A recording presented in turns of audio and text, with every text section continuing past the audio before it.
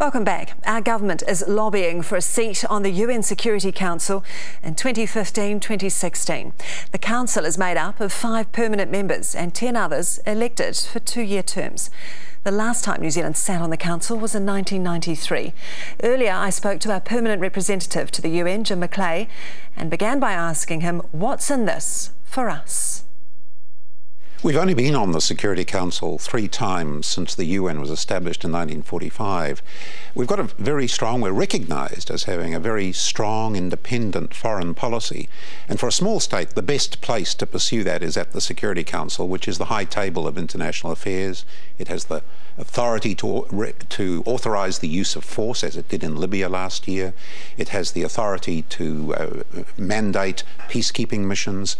It's the place where you can address major issues of international peace and security, and we should be there from time to time. And saying that, the UN's really struggled to have any form of cut-through really in Syria, and we have seen its failures before the Security Council in the likes of, Srebrenica and Rwanda.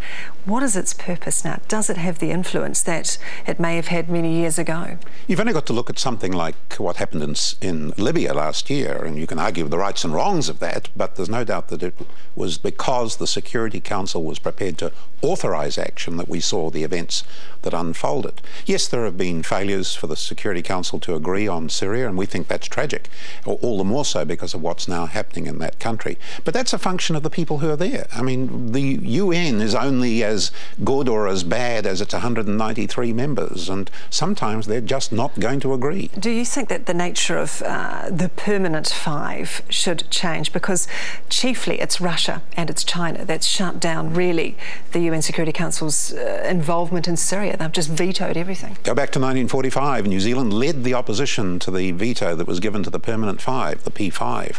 And I think history has demonstrated the wisdom of that action at the time. We weren't successful, but we certainly laid down a marker, and it's one that we still adhere to. We don't think the veto should exist. Do you think China and Russia should still be involved? Oh, yes, indeed. As the permanent 5, even though in the situation we've seen with Syria, Russia's sending in military aircraft into Damascus. The involvement of countries like Russia, China, the United States, Britain, France, that's your permanent 5, the P5, is critical, just as the involvement of small states is important. The majority of UN members are, in fact, small states, something that's often overlooked, and we sit right in the middle of that, and we're regarded at the UN, and this is a very strong reputation that you don't build up overnight. We're regarded as being very much a spokesperson for the small states, and that's going to be one of our strengths as we campaign for a Security Council seat. Australia's been lobbying very hard to have a seat on the Security Council 2013-2014.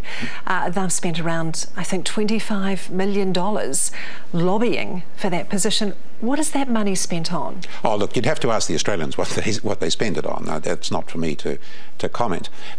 Suffice to say that that's not the way we can go about our campaign. What's been made very clear by both the Prime Minister and the Minister of Foreign Affairs is that, first of all, we won't buy a seat. We won't use foreign aid to say to countries, if we give you this, will you give us a vote?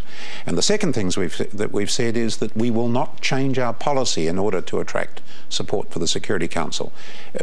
New Zealand's great strength is its long-term, consistent, bipartisan policy, and we won't change that policy just to win a seat. What you see with us is what you get. Hillary Clinton has welcomed New Zealand's bid. What can we read into that? Is that perhaps an acknowledgement that we have moved a little closer in terms of foreign policy, of our involvement in Afghanistan, perhaps? Well, what she actually said, I think, was that they were impressed with our campaign, and that's as far as you'll ever get from any of the P5, because they have a mutually agreed policy that they will never indicate publicly who they're going to support for Security Council seats. So I don't think you should read too much into what she said. We would like to get support from all of the P5, but we'll never know. It's a secret ballot. If we were to be successful in 2015-2016 and win a seat on the Security Council, be successful with that bid, it's very difficult to know how the world will look, what shape Syria would be in, how the Arab Spring would have played out.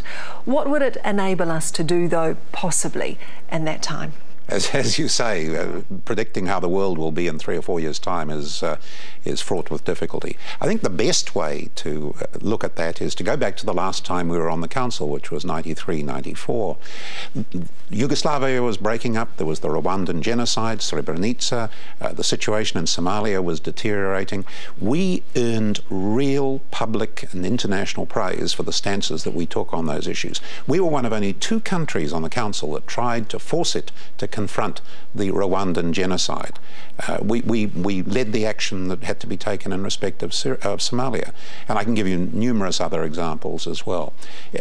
That stance, those stances really earned us international praise. And we've got a lot of people who we worked with at that time who want us back on the Council because they know how we functioned when we were there last time, how we acted, and the stances that we took. And who are we competing against for a seat? Is it Turkey and Spain? Turkey and Spain. There are three countries seeking 2 seats. So we're up against 2 friends. And that's, in one sense, it's a reflection of the way the UN functions, but it's also important that we understand that these are countries with which we have a good, strong relationship. And let's be blunt, they'll be very strong opponents. And we've got to campaign hard in order to secure a seat.